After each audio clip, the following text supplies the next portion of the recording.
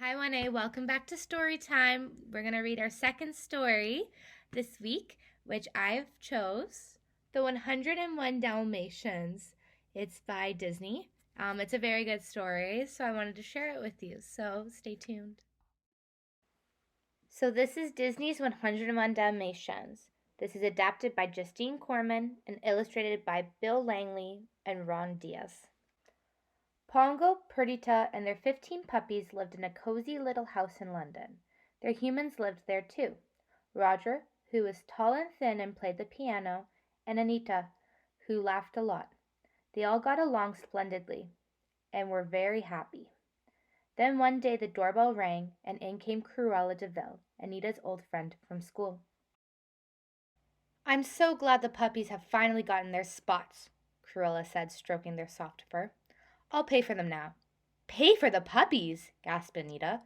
"Oh, Cruella, we couldn't part with them." "Don't be silly, Anita," said Cruella. "You can't possibly keep 15 puppies." "We're not selling them," said Roger, "and that's final." Furious, Cruella stamped out of the house. One frosty night a few weeks later, Pongo and Perdita went for a walk with Roger and Anita. The puppies were at home, asleep in their basket. Suddenly, two men burst into the house. They put all the puppies into a big bag. Then they carried the bag out to their trucks and sped away. After being in the truck for what seemed like hours, the 15 puppies found themselves in a room filled with other Dalmatian puppies. On a couch in front of the television set were the two nasty men who kidnapped them. The other Dalmatians told them that the men worked for Cruella de Vil, who had brought the puppies from pet stores. Back at home, Pongo and Perdita were horrified to find their puppies missing. "It's that evil Cruella de Vil," Perdita said, sobbing. "She has stolen our puppies. Oh, Pongo, do you think we'll ever find them?" "I have a plan," said Pongo. "Let's try the twilight bark." The twilight bark was a system of long and short barks used by dogs to pass along news. The next evening Pongo and Perdita went on another walk with Roger and Anita. While the Dalmatians were out, they barked long and loud. They wanted all the dogs in London to be on the lookout for their puppies. Pongo waited for someone to answer his barks. It was a very cold night, and most dogs were inside. Then Perdita added her bark to Pongo's, and at last they heard a reply. "Message received. Most sorry about your puppies. Will do all I can to help spread the word," howled a Great Dane. That night the twilight bark even reached a quiet farm where an old sheepdog known as Colonel lay sleeping. "Alert, alert!" shouted Sergeant Tibbs, a cat who lived on the farm. "Vital message coming in from London." The colonel lifted one shaggy ear to listen to the faint message. "15 puppies have been stolen," he cried. "I heard the puppies barking from the old de Vil mansion," said Tibbs. "You don't suppose—" The colonel barked a message back to London. Then he told Tibbs, "We should investigate right away." They headed straight for the gloomy de Vil mansion. Tibbs held on tight to the colonel's back as he rushed through the snow. Once they arrived, Tibbs climbed up onto Colonel's shoulders. He peeked through an open window. "Good night," said the cat when he saw all the puppies. "There are a whole lot of you. I'm looking for 15 puppies who were stolen from London." "I was stolen," cried Lucky, one of the puppies, "and so are my brothers and sisters." The men heard the noise and went to investigate. Tibbs and the colonel ran away, but not before promising to get help. The next morning Cruella de Vil arrived in her car. "It's got to be done today," she cried. "But you couldn't get a dozen coats out of the whole caboodle," protested one of her men, pointing to the puppies. "Then I'll have to settle for half a dozen," said Cruella. "Just do it." She dashed out, then roared off in her car. Sergeant Tibbs and the colonel had returned just in time to hear Cruella give the order. "You kids had better get out of here before they make coats out of you," Tibbs whispered. Then he shoved one of the puppies towards a hole in the wall.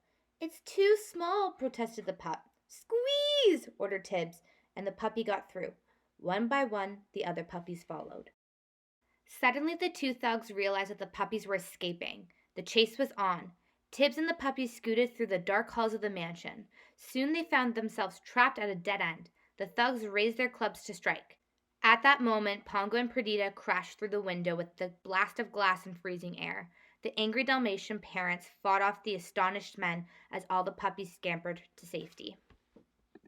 Once the dogs were safely outside, they thanked the colonel and Tibbs and said goodbye. Then they hurried towards London. Pongo and Perdita led the way, their 15 puppies and all the other Dalmatian pups right behind them. When they reached a frozen stream, they carefully crossed the slippery surface so they wouldn't leave paw prints. Then they resumed the race home. All along the route, the Dalmatians were helped by other dogs. A black Labrador retriever arranged for them to ride to London in a moving van. The Dalmatians waited in a shed while the van was being fixed. Suddenly, Cruella's big car pulled up outside. Somehow she had followed their tracks. "Oh, Pongo," said Perdita, "how will we get to the van?" Pongo noticed lots of ashes in the fireplace. If they all rolled in the soot, they would look just like black Labradors. When the van was ready, the dogs marched outside. One after another, the soot-covered puppies were lifted into the van. Before Pongo had a chance to pick up the last one, a clump of snow fell from the shed onto the puppy. Pongo snatched up the pup, but the snow had already washed away the soot. From her car, Cruella could see the white fur and black spots. "They're escaping!" she shouted as the van moved away. Faster and faster went the van, but Cruella's car drew closer and closer. She was screaming in anger. Then she began to yell in fear. Her car skidded on the icy road. Cruella tried to stop it, but her car spun around and slid into a ditch. The last the Dalmatians saw of Cruella, she was standing beside her wrecked car, having a nasty temper tantrum. When the van reached the cozy little house in London, Roger and Anita were overjoyed. And when they counted the dogs, they discovered that they now had 101 Dalmatians. "We'll have to buy a big house in the country," said Roger. "We'll have a Dalmatian plantation." And they did exactly that. Pongo, Perdita, and all the spotted puppies lived there happily ever after. Thank you so much for joining in, and I'm very excited for our next story. Bye-bye.